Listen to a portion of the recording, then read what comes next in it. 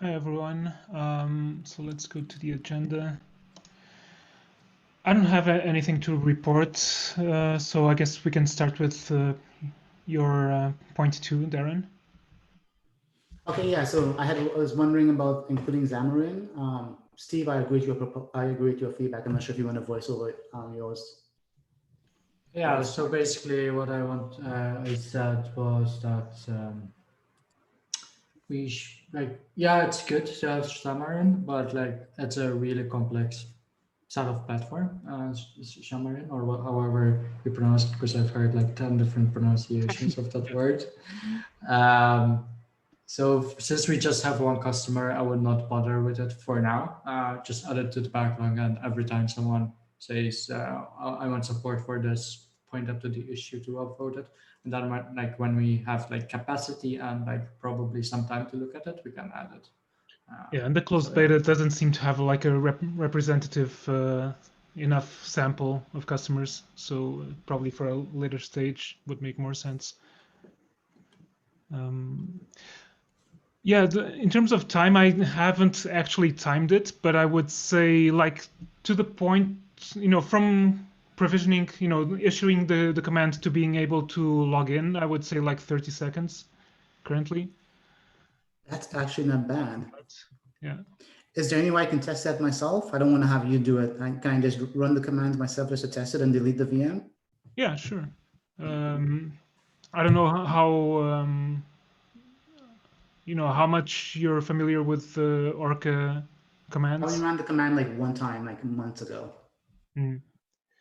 If you want, we can stay after this meeting and we can do it together. Oh, that works. That's awesome. Yeah. Okay. Yeah, I don't have objections regarding the next points to the additional customers. Okay. And Steve and Pedro, do you think? I feel like I feel we have enough for the closed beta. Do you guys think we should kind of close the sign off forms at this point?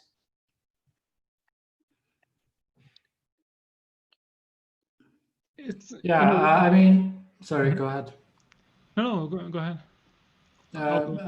What I was gonna say is it depends how much compute we have left. If we have the capacity to handle 5, 6 more customers, we can do so because just because we have the hardware, so it's kind of not sitting around. Like as long as we reserve some hardware for our CI infrastructure. Because right now, unless Pedro corrects me, it's not really a lot of maintenance from our end. It's kind of like setting it up once and kind of forgetting it. Yes, at least so far, people haven't like come with problems to solve. Like it's mostly done through Brew. Like if they need some extra software, so yeah, it's hands off so far. Okay, that makes sense to me. So what I'll do is I won't make any changes to the issue, but what I'll do is as we get new requests, if it's like a hobbyist, I'm not going to get them. And like all of the hobbyists so far, I haven't approved them, so I need to go back and circle back. So I will be filtering the new requests for like paying GitLab customers. That way we have that capacity. Okay, thanks. I have the next point. I kind of moved it above yours because Steve, you asked about when do we still need this meeting. So I wanted to ask about when should we start working on Autoscaler, knowing that we have so many different things as a team to work on. I was imagining that we needed the Autoscaler before we truly want to go into kind of an open beta kind of scenario. So that's my first question. When should we start? When should we plan to start working on that?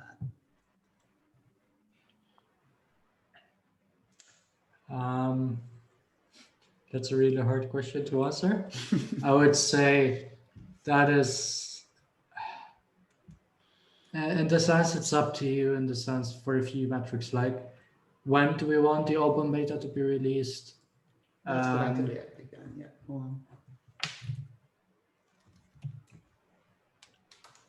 on. Like what's the current team's priority? Like is, for example, macOS open beta more important than the UMask issue and the Docker machine executor supporting container optimized OS? and things like that. Because to me, those feel more important than open beta. But again, this is up to you. So it really depends. So that's, yeah, so, right. So here's what we have in terms of rough timing, because I kept in terms of the open beta epic. I'm sorry. In terms of the Mac OS epic, I had closed beta as Q3, right? Which is we're gonna wrap up Q3. And open beta, I generally said we'll start open beta in Q4 FY21. So Q4 is what? I always forget the dates. November, December, January. Is that right? It's November till January, yes. Right? It's November, December, January. So anytime in that time frame, theoretically, we can do an open beta. Now the question is, if we plan for the open beta, like say in the last month of Q4, which is January, so which means, let's say we started Autoscaler work in January, that means we probably don't have enough time in terms of like kicking the tires to be comfortable with a GA. So I'm okay with saying, I'm okay with like having, and right now I have GA as Q1 FY22, right? So that's like a nice little month span. So I'm thinking if we plan for the open beta on the back end of Q4, so it gives us enough capacity to do the things you mentioned, like UMass, container optimized, right? Then we could always push open beta to the back end of Q4, maybe even if things don't work out well for us, early Q1, and then push GA to late Q1 or even Q2, right? Okay. That's kind of roughly what I'm thinking, because in parallel, I know we haven't had, I know this is a broader discussion for the wider team. I know we are seeing a slow uptick in usage on Windows and a few pings that, hey, I would like to see Windows GA. I would also like us to go ahead and get the Windows GA off the plate. So maybe that GA for Windows goes first, and then, you know what I mean? And then Mac GA comes later on. Yeah. Because Q4 is quite hard, right? Like December is kind of in a weird mood, and even January and even November for the US with Thanksgiving and all that. So like all three kind of bugs are kind of jacked up, right? So if we want it for Q4, then probably that's something that we have to start nowadays. Not at 100%, like pedal to the metal kind of thing, but like having some reviews at least being done on it.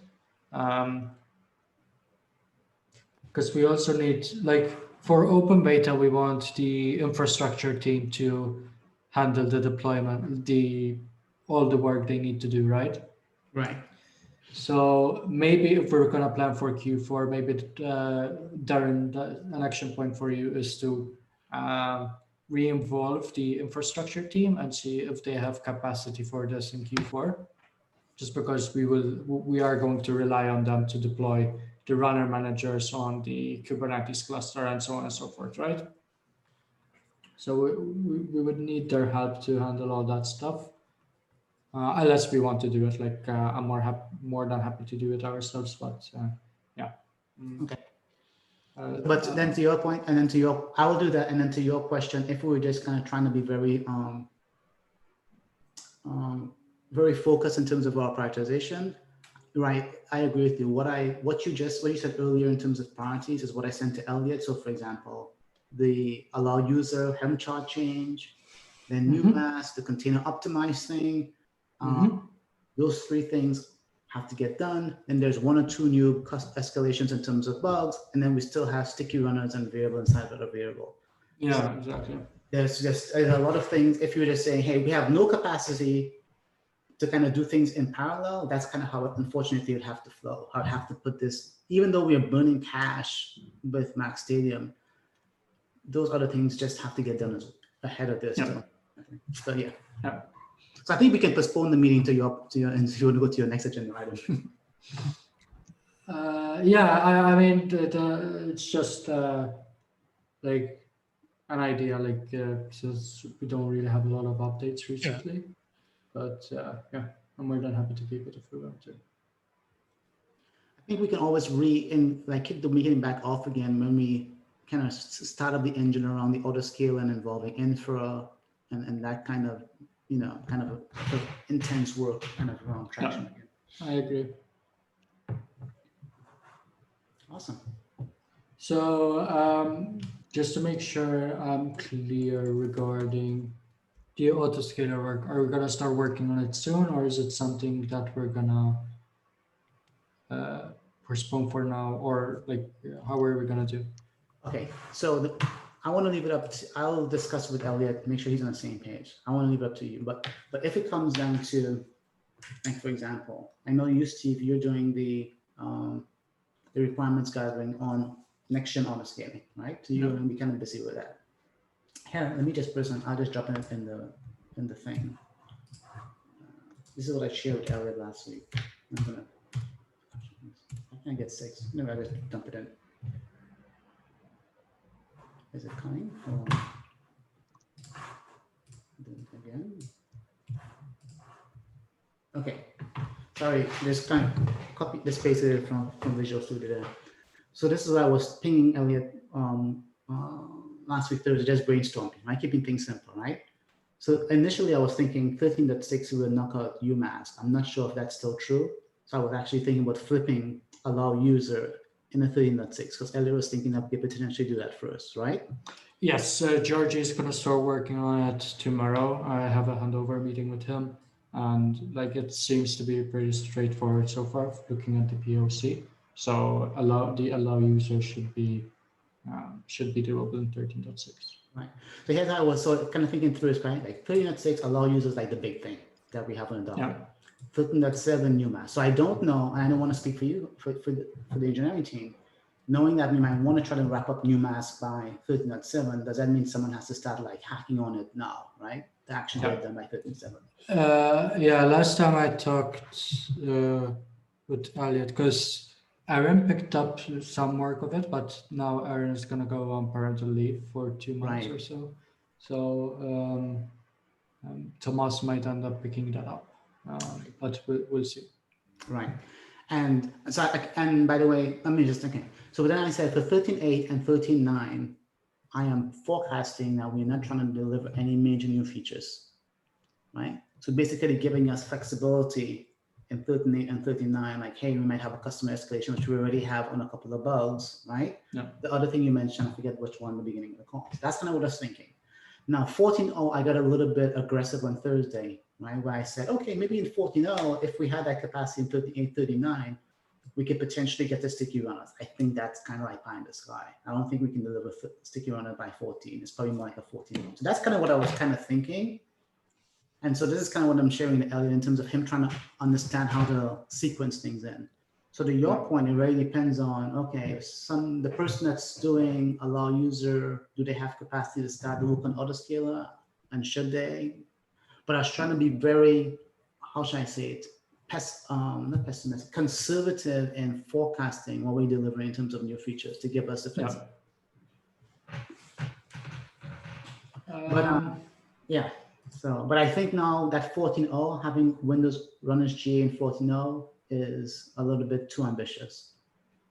I think we're close on the Windows Autoscaler. I think what needs to happen to make Windows GA, it's the graceful termination. Is there something else that needs to happen? The Autoscaler, the graceful termination, has one or two little nitpicky things. The graceful termination was actually, if I'm not mistaken, that was one of the escalations that came in last week, Thursday or Friday from away. Yeah, and I know another big customer just asked for it again as well. Yeah. So let's see what the Windows GA Epic says.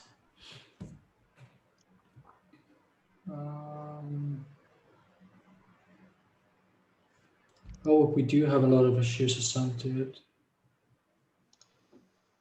So graceful shutdown to install PowerShell 6 and 7 inside of it, and some metrics. Okay. I mean, the hardest part about Windows GA is the